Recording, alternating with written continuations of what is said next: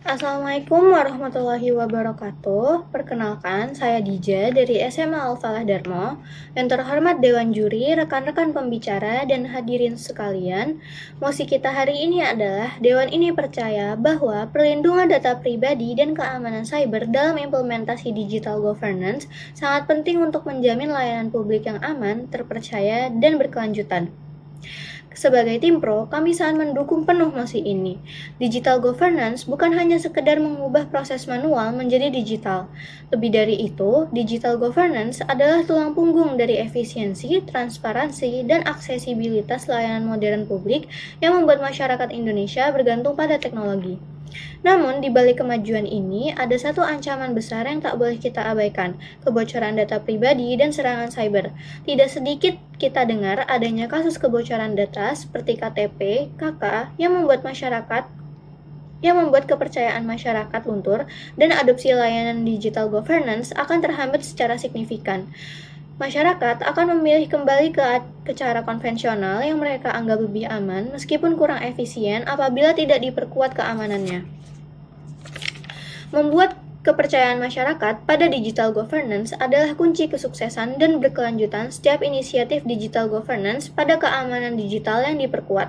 Oleh karena itu, tujuan utama dari mosi ini adalah untuk menentukan bahwa perlindungan data pribadi dan keamanan cyber sangatlah penting. Fokus dalam debat ini adalah membahas perkembangan digital layanan publik, tidak membahas perkembangan digital secara umum seperti media sosial, akan tetapi berfokus pada aspek keamanan dan cyber. Digital governance hanya akan berhasil jika masyarakat mau dan percaya untuk menggunakannya. Tanpa adanya percaya, secanggih apapun sistem digital yang dibuat pemerintah, hasilnya hanya akan menjadi proyek sia-sia. Keberhasilan digital governance bukan ditentukan oleh teknologi semata, tetapi oleh partisipasi aktif masyarakat yang merasa aman dan terlindungi saat menggunakan layanan itu. Faktanya, kasus kebocoran data yang sudah berulang kali terjadi di Indonesia telah melemahkan kepercayaan publik. Misalnya, kasus kebocoran data BPJS pada tahun 2012 yang melibatkan 279 juta data penduduk. Kebocoran ini tidak hanya membuktikan lemahnya keamanan sistem publik, tetapi juga menimbulkan rasa takut dan ragu di tengah masyarakat, apakah data pribadi saya benar-benar aman ketika diserahkan ke pemerintah? Tanpa jaminan keamanan yang kuat, masyarakat enggan menggunakan layanan digital. Mereka bisa saja memilih kembali ke cara manual yang dianggap lebih aman meskipun lebih lambat. Akibatnya, program digital governance yang diharap untuk meningkatkan efisiensi justru akan gagal mencapai tujuannya. Faktanya, kasus kebocoran data yang berulang kali telah terjadi, seperti kasus kebocoran data BPJS ini membuktikan betapa lemahnya keamanan publik. Adanya kebocoran BPJS sudah membuat masyarakat ragu, mereka tidak percaya, maka perlindungan data adalah cara mutlak untuk membangun kepercayaan publik. Assalamualaikum warahmatullahi wabarakatuh. Perkenalkan, nama saya Alin, saya dari SMA Al-Falah Darmo, Surabaya. Dewan Juri yang terhormat, di era sekarang ini serangan cyber atau serangan digital tidak bisa kita sepelekan. Melanjutkan dari pembicara pertama saya, selain perlindungan data dapat membangun kepercayaan publik, perlindungan data atau keamanan cyber dapat memberikan manfaat bagi digital governance yang akan saya jelaskan dalam dua argumen saya. Argumen saya yang pertama, keamanan cyber dapat melindungi negara dari kerugian besar akibat serangan digital. Serangan cyber dapat menyerang ke sistem manapun, terutama sistem digital pemerintah, karena sistem digital pemerintah mencakup seluruh data pribadi penduduk di Indonesia yang jika bocor di tangan yang tidak bertanggung jawab dapat mengacaukan kegiatan masyarakat.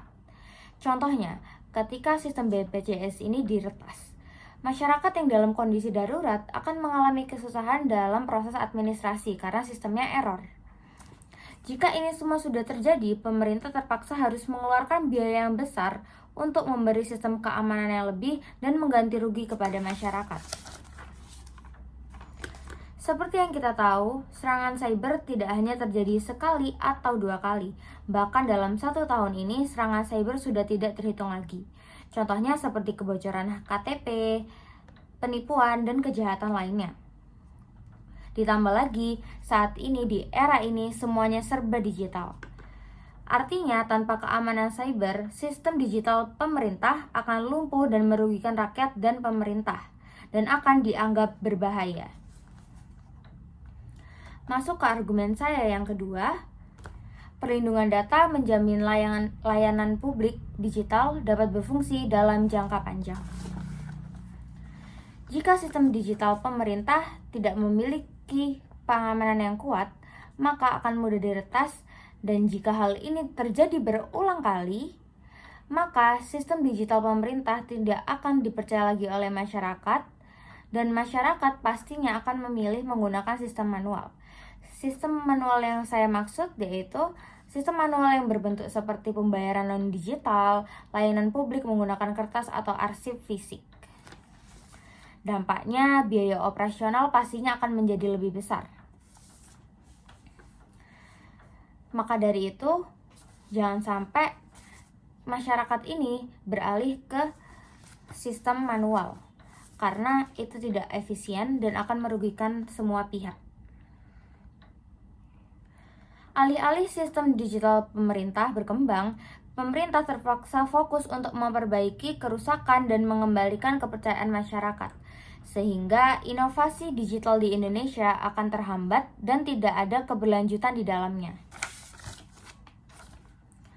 Negara-negara yang sukses, sistem digital pemerintahannya menggunakan basis cyber security, seperti negara Estonia yang berhasil menjamin layanan publik yang maksimal dan masih terus dikembangkan.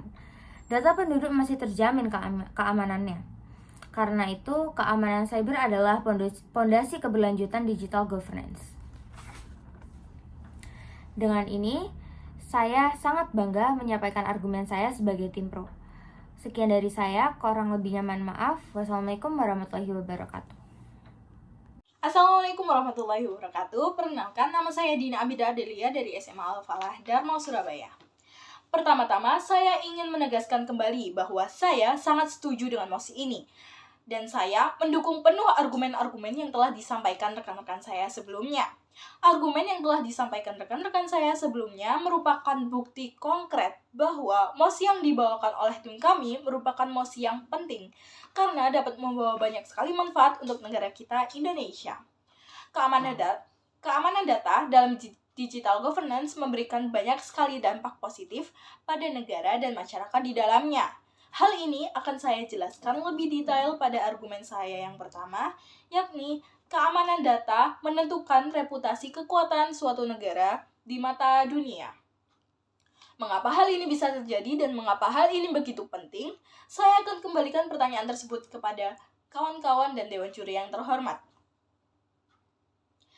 Menurut kawan-kawan sekalian, apakah negara yang maju itu masih memiliki banyak kasus kebocoran data di dalamnya? Apakah negara maju itu memiliki sistem keamanan cyber yang lemah? Jawabannya adalah tidak, saudara-saudara sekalian. Negara yang maju itu identik dengan sistem keamanannya cybernya yang kuat dan kokoh. Maka begitu pula sebaliknya, negara yang memiliki sistem cyber yang lemah sehingga mempunyai banyak celah yang dapat ditembus oleh oknum-oknum tak bertanggung jawab, yang pada akhirnya akan membuat kebocoran data ada di mana-mana, merupakan ciri khas dari negara terbelakang itu sendiri. Hal ini dapat disebabkan juga karena negara yang lemah di bidang keamanan digital akan dipandang tidak siap menghadapi era globalisasi saat ini. Dan hal ini juga tidak hanya akan melumpuhkan keamanan data negara atau menurunnya stigma penilaian masyarakat saja, namun akan melumpuhkan perekonomian negara tersebut. Karena dinilai sebagai negara yang terbelakang, yang dapat menyebabkan negara lain maupun investor asing enggan untuk berinvestasi maupun menjalin kerjasama dengan negara Indonesia. Sebagai contoh, investor asing akan lebih tertarik dan percaya pada negara yang mempunyai regulasi keamanan data yang lebih kuat, seperti Singapura, daripada negara yang regulasi keamanan datanya masih lemah seperti di Indonesia. Padahal Indonesia sendiri, jika kita menilainya dari kacamata geografis, letak Indonesia sangatlah strategis. Ditambah lagi dengan sumber daya alam dan manusianya yang sangat melimpah.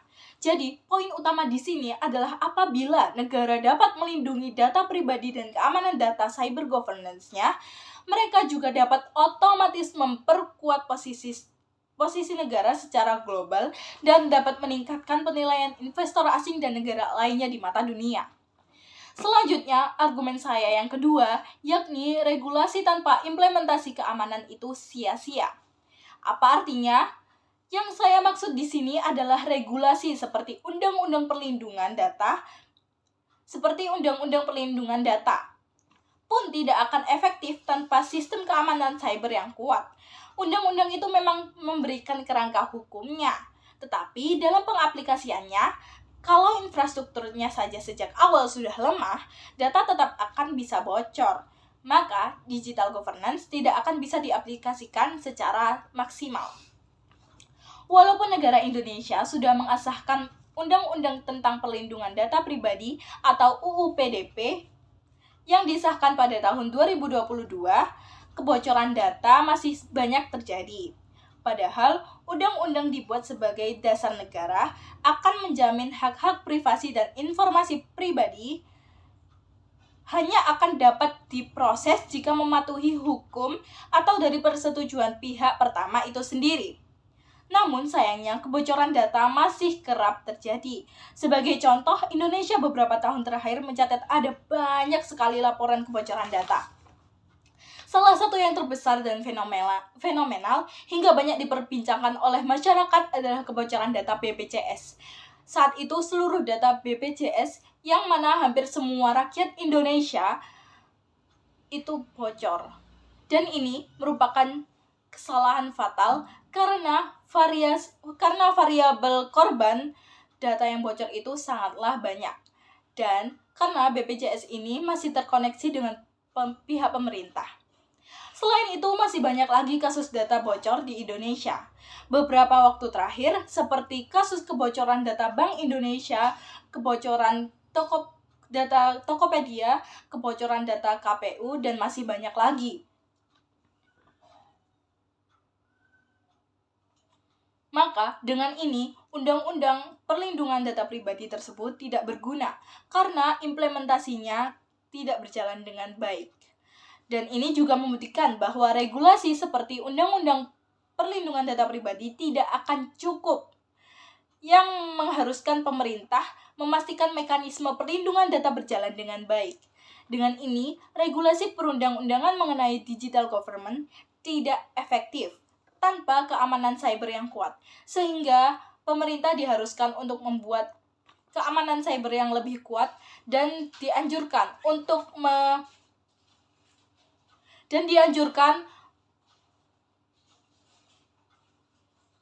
mengawasi berjalannya proyek tersebut dengan baik.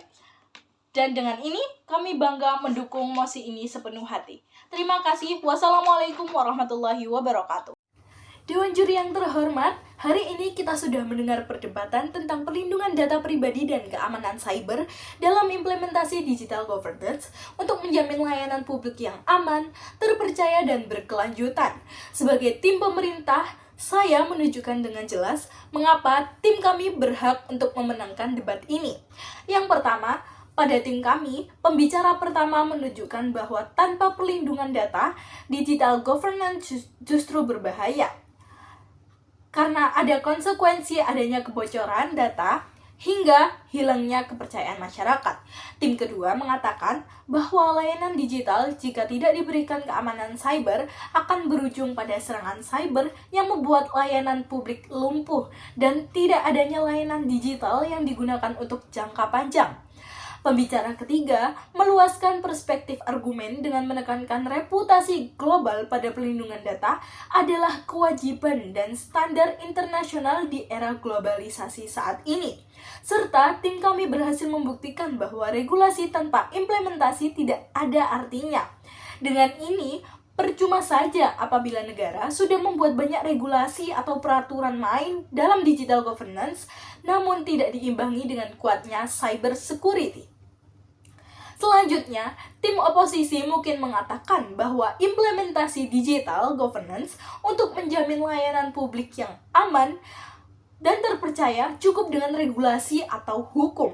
Namun di tim kami berhasil membuktikan bahwa regulasi tanpa usaha yang maksimal seperti adanya perlindungan data pribadi akan nihil hasilnya. Dengan ini, dari sisi urgensi dan dampak, tim pemerintah mampu menunjukkan bahwa perlindungan data pribadi menjamin keamanan data masyarakat pada digital governance.